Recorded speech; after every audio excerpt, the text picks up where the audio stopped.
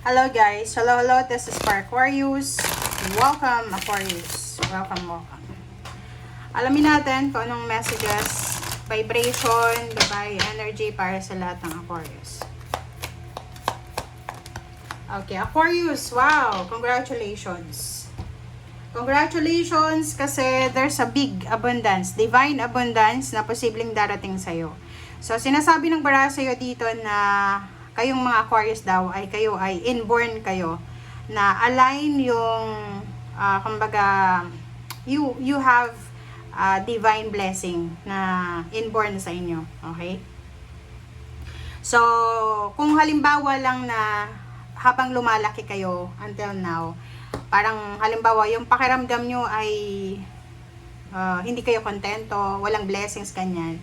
Huwag kayong magalit, huwag kayong mag-alala. Kasi sinasabi ng bara sa'yo na you have blessings, you have, nung sinilang ka or ipinagbubuntis ka pa lang ng nanay mo, may dala-dala ka ng blessings sa kanila.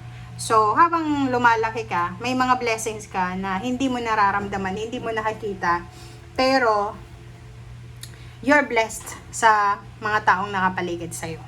Okay?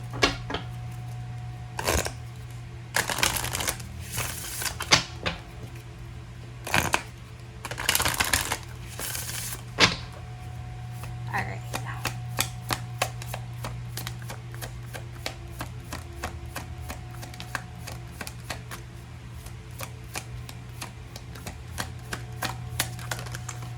Okay, next is giraffe.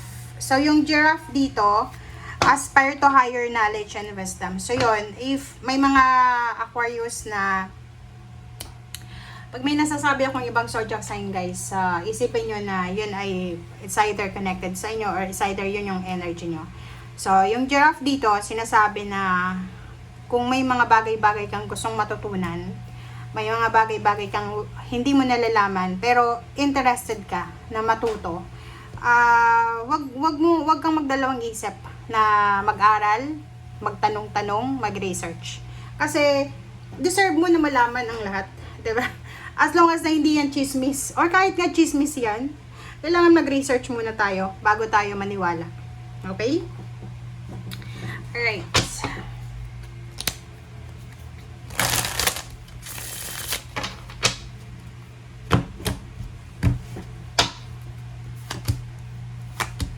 Okay, next is 10 of Wands and 9 of Cups. 10 of Wands and 9 of Cups.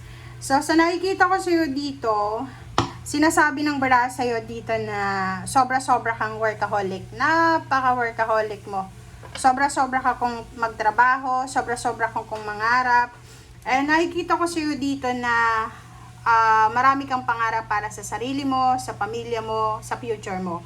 So, yun yung rason. Yun yung rason kung bakit ka excited or yun yung rason kung bakit ka workaholic. Kasi gusto mong maging maayos, maging maganda ang takbo ng pamilya mo. Okay, 7 of Cups and 9 of Pentacles. So, sinasabi ng bara sa'yo na kung ano man ang ginagawa mo sa ngayon, sa kasalukuyan ha, it's either trabaho mo yan or negosyo or kung ano man ang source of income, protectionan mo yan. Kasi yan yung makakatulong sa'yo. Makakatulong yan sa'yo starting now until 7 years to 9 years from now or 10 years from now. Yan yung trabaho na makakasustain sa'yo. Sinasabi ng bara sa'yo dito na kahit may trabaho ka, kahit may source of income ka, kahit may love life ka ngayon, maraming possibility, opportunity na may papasok na bago sa'yo. Love life, maraming magkakagusto sa'yo. Kahit yung boss nyo, katrabaho nyo, parang nakikita nila, eto si Aquarius, napakasipag diba? Parang ganon. So, sa relationship din, maraming magkakagusto. Sa trabaho, gusto kang ilagay sa team nila kasi magaling ka, masipag ka, panay overtime mo, panay trabaho mo, parang ganon. Okay. Kaso lang, sa nakikita ko sa'yo dito, lalo yung iba, nasa Pilipinas kayo, may plano kayong pumunta ng ibang bansa or lumipat ng company na mas mataas yung posisyon, mas mataas yung sweldo. Kaso lang, sabi ng Two of Swords dito, kailangan mong pag-isipan yan. Kasi ang nakikita nating prediction dito, o ano yung ginagawa mo sa ngayon, lalo kung business or trabaho yan, masusustain ang lifestyle mo niyan until 10 years. Simula ngayon, 2026 until 10 years. Okay? So, kung balak mong lumipat, halimbawa promoted ka na dyan sa trabaho mo, tapos lilipat ka, magsisimula ka sa zero. 'Di ba? So, pag-isipan mo yung pagre-resign, paglilipat na ganyan. Okay? Freedom, 'di ba? Sabi ng baraha sa'yo dito, you are free naman na gawin kung anong gusto mo, pero make sure na pag-isipan mo siya ng mabuti. Pwede kang lumipat, pwede kang pumunta sa kung saan mo gustong pumunta. Okay? Sabi ko sa'yo there's a new love life coming. Okay? Sa mga may asawa, may boyfriend, girlfriend, may ka-live-in, may mga magpapakilig sa inyo. Nakikita ko sa'yo dito, there's a wedding proposal, or there's a wedding na mangyayari. Okay.